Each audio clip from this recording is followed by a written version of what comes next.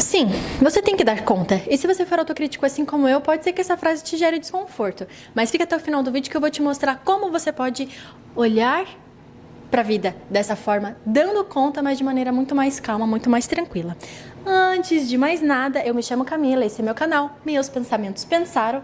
O intuito desse canal é poder mostrar para vocês tudo que eu já aprendi na vida, fazendo autoanálise, enfim, tudo que eu já aprendi e repassar para vocês para ajudar mais pessoas. Se você gosta desse tipo de conteúdo, deixa já o teu curtir no vídeo e segue para quando tiver mais vídeo você assistir, né? Vamos, então, retomando. Eu já tinha mostrado, né, no primeiro vídeo, desde o primeiro vídeo eu comentei sobre como a autoanálise mudou o meu jeito de mudar, de olhar a vida, né? A perspectiva mudou completamente e como eu fiquei frenética quanto a esse assunto. E nesse vídeo de hoje eu vou conseguir mostrar, exemplificar algumas dessas coisas que passavam na minha cabeça em consequência, né, sobre a consequência dessa autoanálise. E como eu cheguei e tive acesso a essa verdade que eu acabei criando quando eu era mais nova, quando eu percebi, falei, tá na hora de resignificar, tá na hora de colocar, substituir por uma coisa melhor, mais madura, mais inteligente e útil para o meu momento presente, tá bom? Iniciando o vídeo então. No meu período de adolescência, eu tava assim, tinha muitos amigos que eram evangélicos, que eram católicos, e eu tava nesse momento de descoberta qual que é o tipo de religião que eu gosto, o que se encaixa comigo. E na época, o espiritismo era o que mais se encaixava. Então, meu avô era espírita, minha mãe já frequentava quando eu era pequena também, ela me levava, mas enfim. Só na adolescência que eu comecei a frequentar o centro e consegui, por mim mesma, entender a religião. O que se encaixava tão bem é que eles abordavam sempre de uma forma muito mais prática, era muito palpável as mudanças que eu precisava fazer no dia a dia. As coisas que eu precisava analisar, como quais são os meus pensamentos, eles tendem para o bem ou para o mal? As coisas que eu faço, por que eu faço as coisas que eu faço? E claro, tudo isso sobre uma perspectiva religiosa. Então essas coisas eu já fazia antigamente, só que aí eles... né, com a religião eu tive mais um incentivo, e aí eu fiquei assim muito motivada, que eu queria continuar analisando, e aí se tinha mais gente falando, olha, você pode continuar se analisando desse jeito, sobre essa nova ótica, eu tava dentro. Enfim, o meu problema, assim posso dizer, se iniciou quando, nessas palestras, né, inicialmente eu frequentava as palestras, era que diziam repetidamente e com muita ênfase sobre os problemas e as coisas de errado que a gente fazia. Então a gente sempre está errando nas mesmas coisas, brigando com o irmão, resumidamente, brigando com o irmão, sendo orgulhoso, sendo invejoso e etc, etc. Os erros que a gente comete e que a gente vem cometendo e não parece que o mundo está assim e nunca vai acabar e a gente continua errando nas mesmas coisas, não é? Na época, eu tinha a visão de que quando eu errava com alguma coisa, com uma pessoa, eu tinha que tentar resolver aquela situação. Então, não tentava gerar mais atrito, né? Se eu ficava chateada com alguma coisa que a pessoa fazia pra mim, eu já desatava aquele nó, não deixava ele se formar. Tentava resolver aquilo com aquela pessoa ali cara a cara, se não dava certo, eu vou orar por ela, vai dar tudo certo. Não vou deixar esse sentimento dentro de mim. E aí a mesma coisa, enfim, era essa a dinâmica na minha cabeça. Eu tinha que tomar conta das minhas ações. Só que participando dessas palestras, inconscientemente, se eu quero enfatizar que inconscientemente, eu acabei criando a ideia de que o problema não era mais as minhas ações, que eu não tinha que tomar tanto cuidado com o que eu fazia, porque na verdade o erro era eu. Por quê? Porque se eu amo a minha mãe, por que que eu não deixo a casa organizada? Por que que eu não demonstro mais afeto? Sabe, aquelas coisas de relação de mãe e filha, eu era muito pequena, eu era adolescente, então na minha cabeça, se eu amo a minha mãe, se eu quero ver ela feliz, por que que eu não faço as coisas antes dela brigar comigo? Por que que eu preciso gerar essa situação de desconforto para ela fica com raiva de mim, ela estraga o trabalho dela, enfim, etc, etc. Por que se eu quero ser uma boa aluna, para ser uma boa profissional e etc, por que que dá o dia de estudar e eu não estudo? Por que que eu, ao invés de prestar atenção lá na aula, por que que eu fico conversando? Então eu criei uma narrativa na minha cabeça de que se eu realmente fosse uma boa pessoa, as coisas elas fluiriam. A vida ela traria as coisas, Entendeu? Uma família, com muito dinheiro, eu teria muitos amigos, sei lá, eu seria muito sortuda, eu tiraria nota P. Quando eu era pequena era nota P, não era 10, 9, não, era P, P de parabéns. As coisas da vida, ela fluiria pra mim. E aí, quando eu via que ela não estava fluindo, pra mim era a resposta do universo dizendo a todo instante, olha, querida, você não é boa, você tem que se resolver. E aí, eu quero te perguntar, como é que você acha que é viver sobre essa perspectiva de vida, de que não importa o que você faça, você é o erro.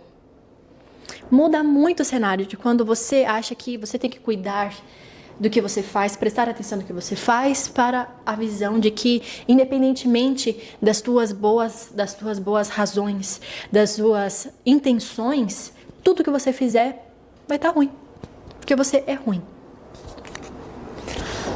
Em resposta a isso, eu criei na minha cabeça a ideia de que eu deveria realizar grandes sonhos. Eu deveria ser grandiosa. Se eu virasse médica, eu tinha que descobrir a cura do câncer. Se eu fosse contadora, eu tinha que tirar da minha cabeça a reforma tributária.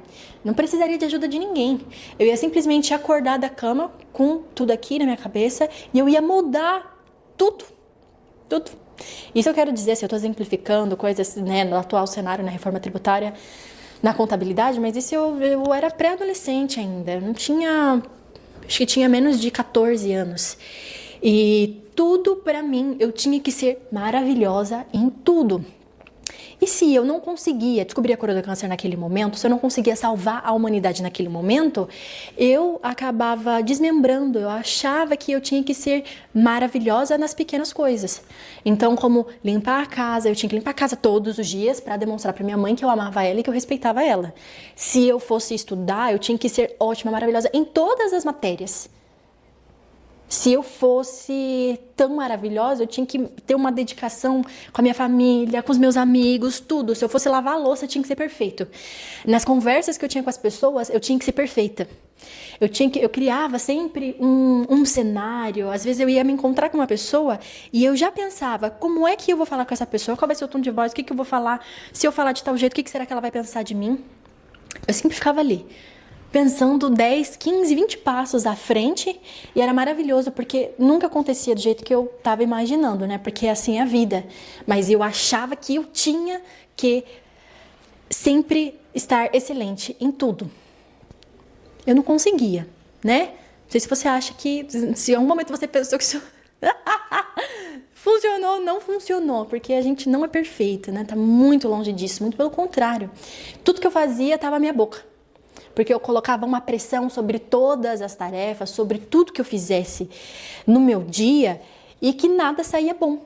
E aí, quando, por exemplo, num cenário onde eu ia conversar com uma pessoa e eu criava na minha cabeça, vou falar tal coisa, e aí não saía, por exemplo, a resposta da pessoa era diferente do que eu tinha imaginado, ou se eu fosse tocar violão, se eu fosse jogar xadrez e eu não ganhasse ou eu não fosse boa, pronto.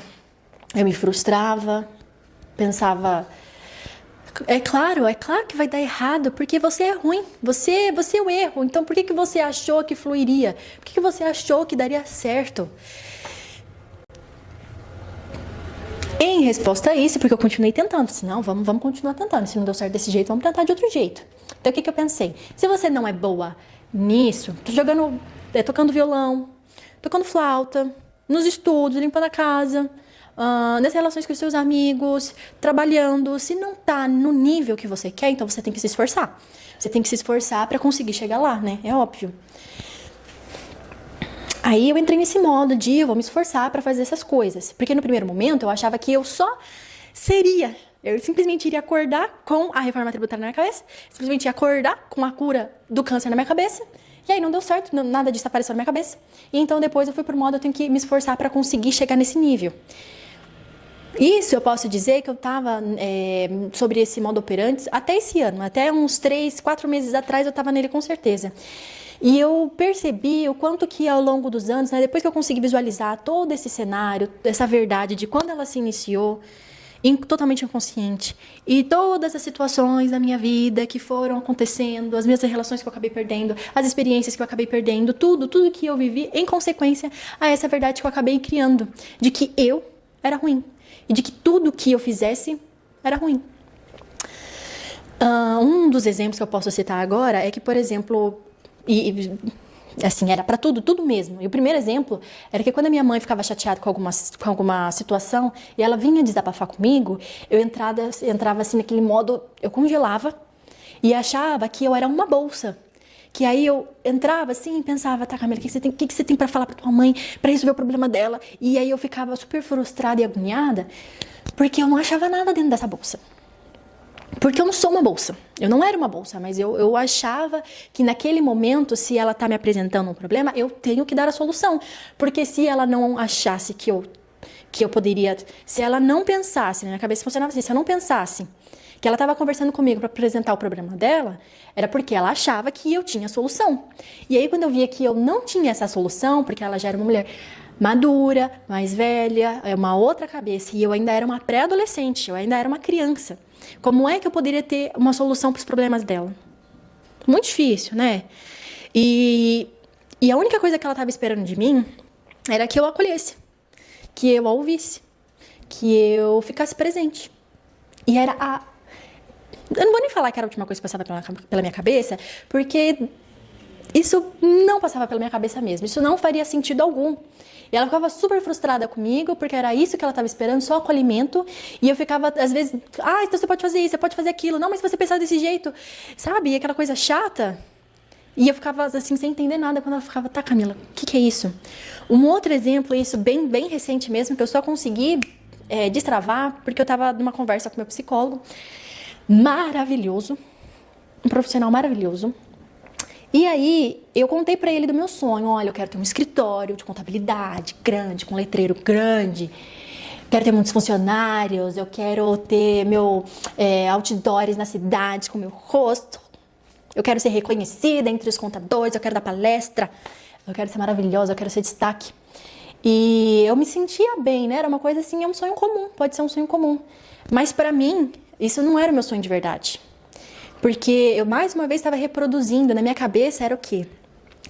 Se eu tiver um escritório físico com funcionários e eu estiver dando palestra, eu estou recebendo a validação, a confirmação das pessoas, através de cliente, através dos contadores que vão comprar meu curso, através das pessoas que iriam participar da minha palestra, a validação de que eu tinha, sim, conseguido chegar lá. No trabalho, em relação ao trabalho, nesse exemplo, eu teria chegado lá, eu teria compensado o erro que eu era, me tornando grande. E eu acho que, assim, tem muitas pessoas que podem sonhar em fazer coisas grandiosas, porque aí o orgulho, sabe, o ego, olha só, eu sou grande, eu sou maravilhosa, eu tenho poder. E pra mim, ele tem uma moeda completamente diferente. Pra mim, ele viria como uma compensação.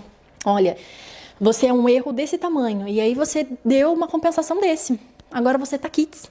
Estamos quites, eu e o universo, eu e Deus, eu comigo mesmo, estamos zerados. E aí eu tinha essa sensação dentro de mim que me motivava, que eu só poderia começar a viver a partir desse momento. Descrevendo como é que foi viver todo esse tempo com isso, é o que? Sempre foi um mix de frustração, de impaciência comigo, culpa, muita vergonha, muita ansiedade, muita autocrítica. Eu me cobrava demais.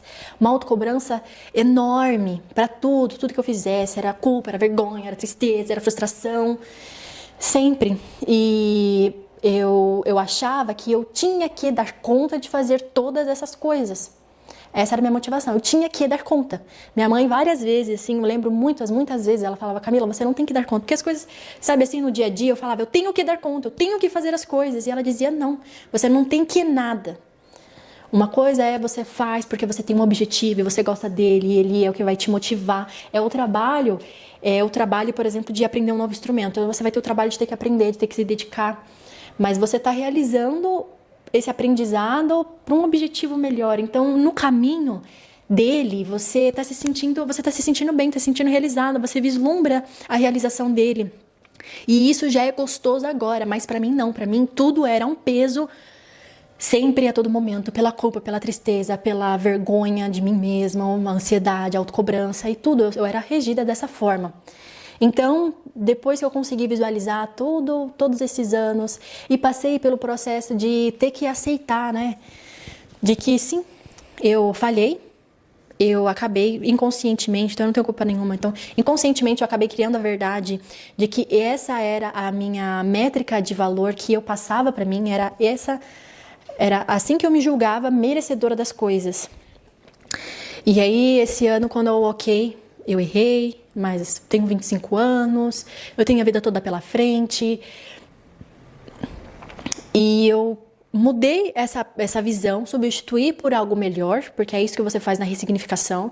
Você tem acesso a uma verdade, o que você tinha criado naquela experiência, e você coloca uma outra resposta para uma outra resposta mais madura, mais inteligente, mais útil, e segue o baile.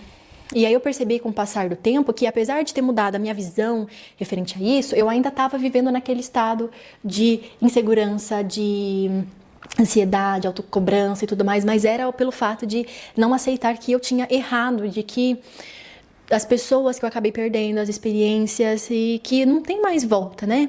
Então eu acabei ficando eu fiquei um pouco presa, estagnada, mas eu acho que isso é natural do ser humano, acho que a gente costuma a travar um pouco e não aceita. Depois que eu aceitei, eu criei assim, eu imaginei de que eu tinha, já que a perspectiva tinha mudado e o dia a dia não, eu cogitei de que talvez eu tinha que mudar o meu estilo de vida. Como é que seria isso? Eu acabei substituindo, criando na minha cabeça de que eu tinha que adquirir uma rotina muito mais rígida, muito certinha. Ou eu vou trabalhar, eu vou estudar. Se eu tô trabalhando, eu tô estudando, eu tô comendo, tô limpando a casa, eu tô lendo, eu tô estudando, trabalhando, lendo a casa, limpando a casa, lendo livro, assim. Tudo regradinho. Eu não dava tempo para dúvidas, não dava tempo para pensar. Se meu pensamento, tal coisa. Não. Não. Agora você vai cuidar da sua vida. Você vai trabalhar, você vai estudar, ou você vai ler, você vai dormir, ou você vai trabalhar, você vai estudar, você vai ler, você vai dormir.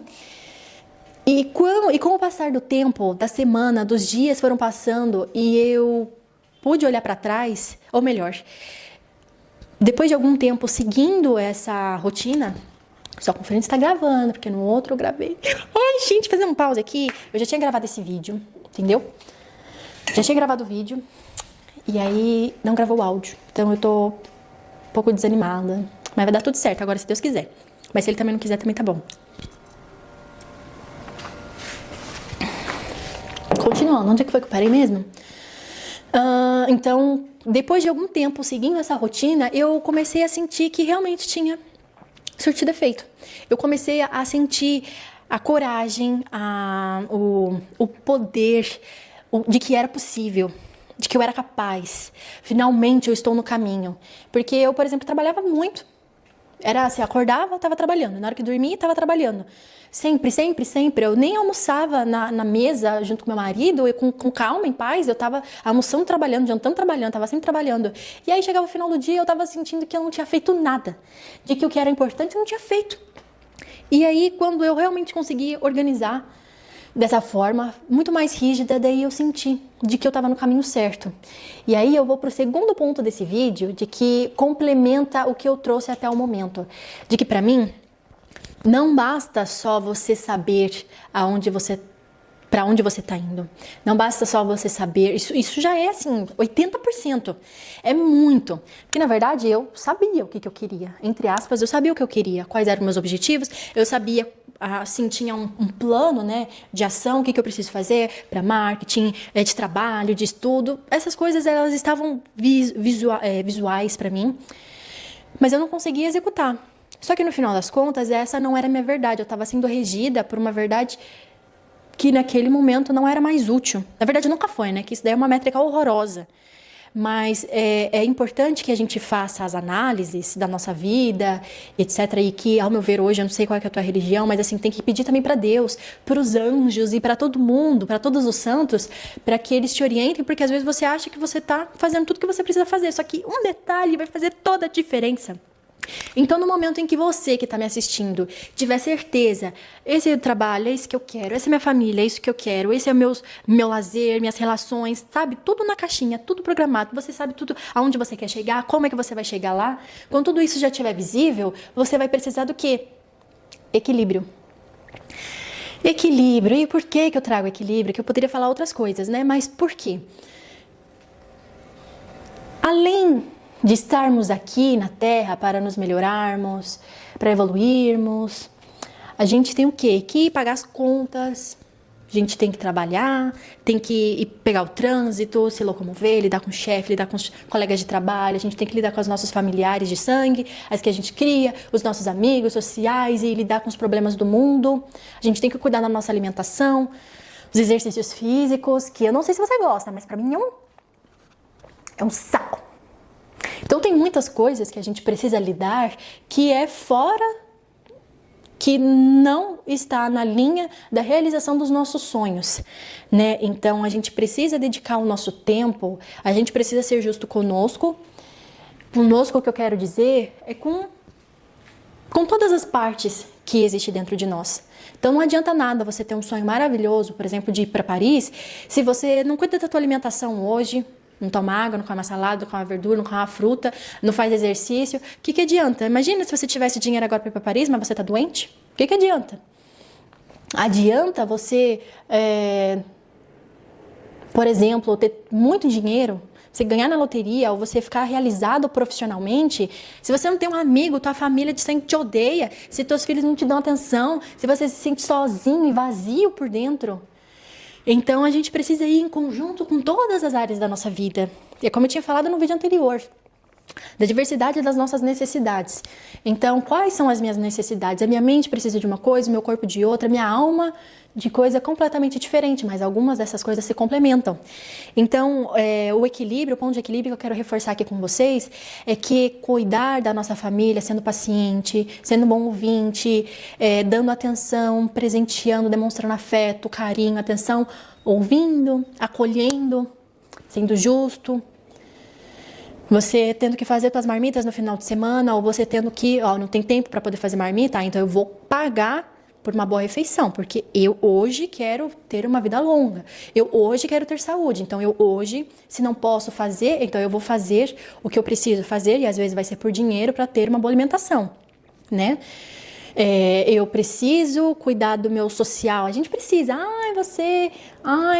não dá, pra mim não gosto de pessoa, mas a gente precisa, às vezes você se recarrega socialmente de uma forma diferente de outras pessoas, mas a gente precisa, porque somos seres sociais, seres de uma... Então, tudo isso vai demandar tempo, energia. E aí, e foi o que eu senti, é que a partir do momento onde eu consegui separar, esse daqui é meus objetivos de vida, tudo encaixadinho, assim, organizadinho. Mas eu preciso limpar minha casa também, que eu gosto, ao mesmo tempo eu também detesto. Mas isso daqui eu tenho que fazer, que é importante. Tem que fazer comida, mas tá bom, tem que fazer, acabou. E quando eu consegui colocar equilíbrio entre todas essas coisas, um pouco, todos os dias, eu senti, ao dormir, ao deitar na cama, no travesseiro, de que eu estava no caminho. A paz de que eu finalmente estava no caminho, de que era possível, de que eu era capaz, e que o trajeto tinha ficado finalmente calmo. Uma coisa que eu quero adentrar com esse ponto do equilíbrio é que a gente precisa ter calma. A gente precisa ter calma para que a gente consiga lidar com as experiências externas, né? Com os eventos externos, como pessoas, trabalho, o clima, acontece uma tragédia, sabe? Essas coisas externas. A gente precisa ter calma para poder raciocinar. O que eu preciso fazer agora? A gente também precisa ter calma por dentro para conseguir perceber esses pequenos detalhes tão sutis. Que, como eu falei, quando eu pensava nos meus sonhos antigamente, esse, por exemplo, de ter um escritório de contabilidade, com muitos funcionários, um letreiro gigante e outdoors e tudo mais, isso sempre me gerava uma ansiedade, uma aflição. Porque eu estava sempre linkando e percebendo quão longe eu estava daquilo, mas não era saudável, sabe? Se eu tivesse tido o feeling de que, por que esse é meu sonho e eu deveria estar me sentindo bem? Por que eu estou me sentindo péssima pensando nisso? Por que eu me sinto tão impotente quando eu penso nisso? E tem tantas outras variáveis que a gente só consegue perceber e internalizar e resolver quando a gente está com calma, para conseguir enxergar, entendeu? Tá na santa paz de Deus. E aí, quando você se mantém calmo, tranquilo. Na época, o que eu fiz para ajudar com a calma? Eu parei de ouvir música. Quando eu tava assim, eu quero ouvir música, eu colocava Ave Maria no YouTube. Daí se meu cérebro, eu quero ouvir outra música. Não, você já tá ouvindo música, vai ouvir Ave Maria. Não fiquei mais assistindo vídeo no YouTube, sabe? De youtuber. Não mexia no Instagram. Orava de manhã, tarde e noite, de manhã, tarde e noite. E fazia meditação. E aí olhando meu livro. E aí eu sempre fui me colocando nesse estado de calma. E aí as coisas, as ideias começaram a parecer meio mágica, mas não era mágica, porque eu estava centrada. Se você faz uma lista maravilhosa, com todas as coisas que você precisa fazer para realizar teu objetivo, que vai ser daqui a 5 anos, você não vai se sentir feliz, realizado hoje. Porque toda a tua expectativa é que seja lá no futuro. E se acontecer alguma coisa e você não realiza? A ansiedade vai te bater e vai acabar, assim, todos os dias comendo um pouquinho, pelas beiradinhas. Porque você só tá vivendo pro futuro. É claro que hoje, né, a gente só vive pro presente, né? O Instagram, essas coisas, só por aquele prazer imediato e etc. A gente só tá vivendo pro momento presente. E a gente precisa trabalhar mais o nosso futuro, as coisas que a gente quer para o futuro. E isso vai ser muito difícil. A ação que a gente precisa tomar todos os dias, ele vai consumir realmente que a gente seja muito maduro. Mas a gente precisa colocar as pequenas conquistas hoje, as pequenas realizações hoje. Então, o equilíbrio, ele vai conseguir te ajudar a aproveitar o momento presente. Então, você vai colocar uma coisa que vai ser prazerosa para você hoje, que vai ser legal para os teus amigos, para tua família, para você. E aí, você vai se ver que você está indo a caminho dos teus planos, das tuas metas. Porque quantas vezes eu não fiquei... Eu dava um dia que eu tinha um planejamento, eu vou fazer tal coisa. E aí, não acontecia. E eu me sentia péssima. Porque aí eu pensava mais um dia que eu não fiz o que eu precisava fazer. E aí, desde que eu consegui reformar a minha rotina e o equilíbrio e todas as coisas que eu precisava fazer, no dia que eu não consigo fazer o que eu tinha planejado, eu já não sinto essa culpa. Eu já não sinto esse negócio, aquele nó no estômago, porque é só um dia, porque nos outros dias eu vinha fazendo, agora eu já sei o que eu vou fazer, se eu não conseguir hoje, eu vou fazer depois. O autoconhecimento, ele é muito importante nesse quesito, e quando você encaixa a calma, o equilíbrio, e você tem um conhecimento do que você precisa e o que vai te fazer feliz, o que vai te fazer realizar de verdade, eu acho que você tá pronto. Eu me sinto pronta. Assim, tá tudo bem daqui pra frente, porque eu tô no caminho e é tão bom. E eu espero que você se sinta assim também. Ai. Se você gostou desse vídeo, por favor, deixa um like, faz um comentário. Se você acha que tem alguém que pode acabar se beneficiando de todas essas falas, compartilha com os teus amigos. E espero que na próxima seja também maravilhoso, assim como dessa vez. Se cuida e até a próxima. Tchau!